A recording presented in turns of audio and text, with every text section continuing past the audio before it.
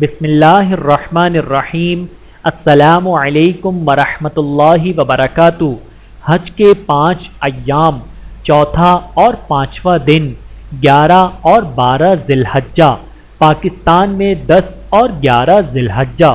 حجاج کرام حج کے چوتھے اور 5ویں دن منا میں قیام کر کے ترتیب وار تینوں جمرات کو رمی کریں گے۔ پہلے جمرہ اولا چھوٹے علامتی شیطان پر کنکریاں ماریں گے، پھر جمرہ وسطیٰ پر اور پھر جمرہ عقبہ بڑے علامتی شیطان پر کنکریاں ماریں گے۔ اور اگر کوئی حاجی 10 ذی الحجہ یعنی حج کے تیسرے دن قربانی، حلق، طواف زیارت اور حج کی سعی نہ کر سکا تو وہ حج کے 5ویں دن یعنی 12 ذی الحجہ کے غروب آفتاب تک کر سکتا ہے۔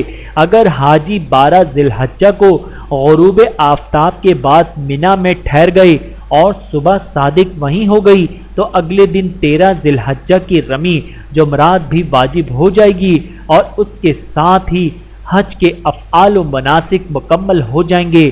صرف طواف وداع رہ جائے گا جسے واپسی سے قبل کسی بھی وقت کرنا لازم ہوگا۔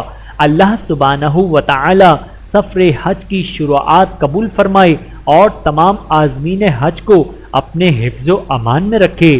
آمین ثم آمین۔